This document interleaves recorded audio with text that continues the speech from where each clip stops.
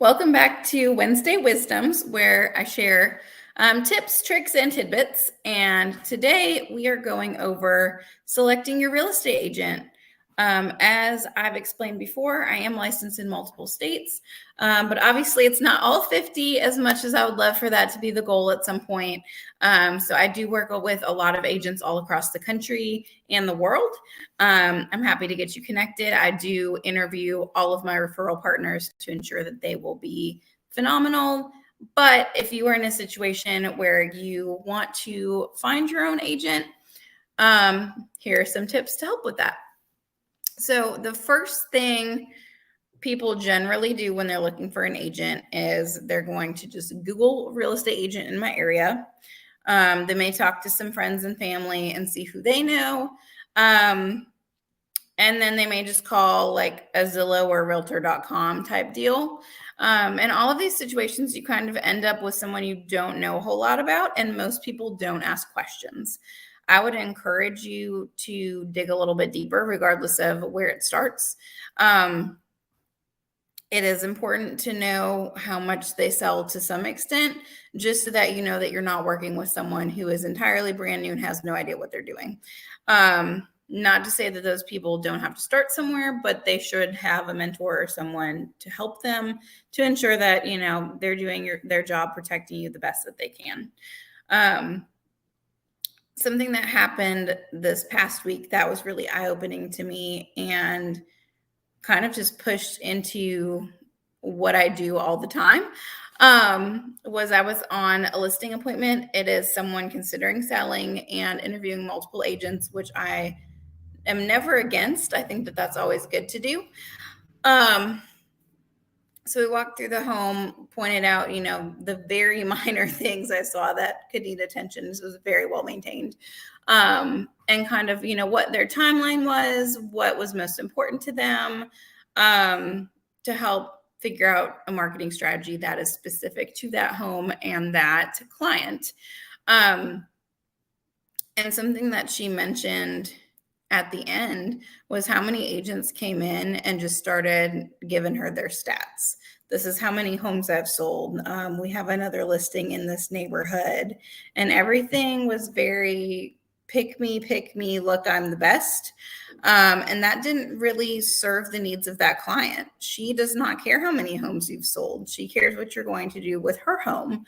And that's a good perspective to always keep. I think it's very difficult in this industry when you go on social media and everyone is showing off flashy things that they've bought, or, you know, a ton of listings that they have coming up, and just trying to create this era of success, whether it exists or not. And not many people remember that it's a service industry. We're here to help, not here to fill our pockets. So that's always number one for me. Is yes, obviously I want to know your marketing plan. I want to know that you know contracts. But beyond that, what is your education on the specific situation? How I work with a veteran buyer is very different than how I work with a normal buyer, because those programs that are offered are different. A lot of times their moves are very quick, and they have to be tackled in a way that you wouldn't do with just anyone.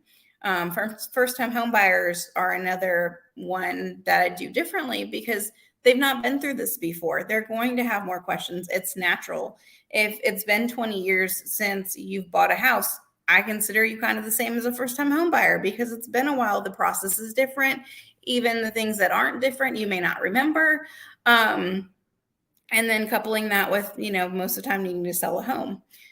This case was one that I really, really liked, just because most people don't know anything about it or care to learn, unfortunately.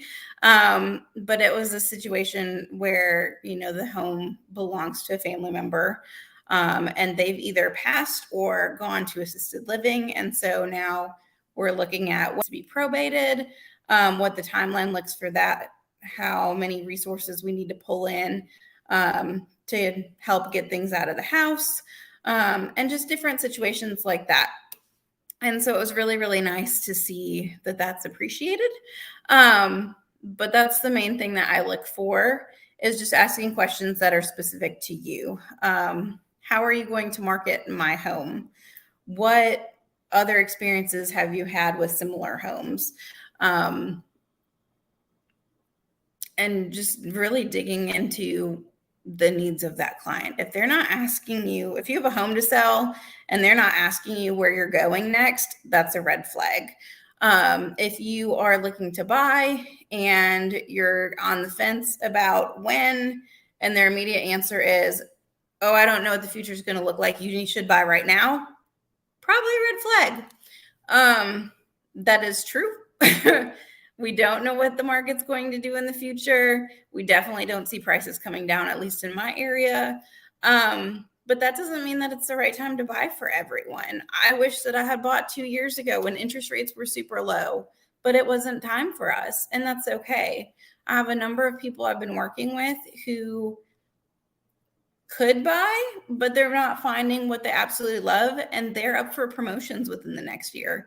So why buy something now that you're going to hate and then have to move in a year and you're not going to have enough equity built up when you could just wait and do it after that promotion? By the same token, why wait 3 years when you could buy a starter home, build some equity, and use that to buy that house that you really want in the next 3 years? It depends on your situation.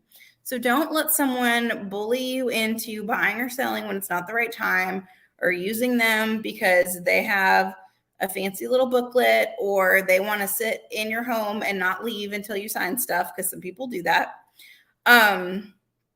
But really make sure that the person that you're working with is someone that you can trust, someone who's going to work for you. Again, I interview agents all of the time. I have trained them. I have a lot of referral partners. So if you are needing some help, I'm happy to go ahead and have that conversation as well, and just make sure that, I think you're a good fit. And then, definitely make sure that you feel the same way. It is one of the biggest purchases or sales of your entire life, and you want to make sure that it's with someone who really does care and who you are comfortable with and trust. If you guys have any questions, just throw it in the chat. I should have said that earlier, but you know that my inbox is always open if you have any questions, comments, concerns, and you can also reach me by phone or email. And if you don't need those, just send me a message. I mean, if you don't have them, but if you don't have them already, or can't find them on my page, then send me a message and I will get back to you as soon as possible. But I hope you all have a great Wednesday evening. I hope that this was a little bit helpful. And I will see you next week.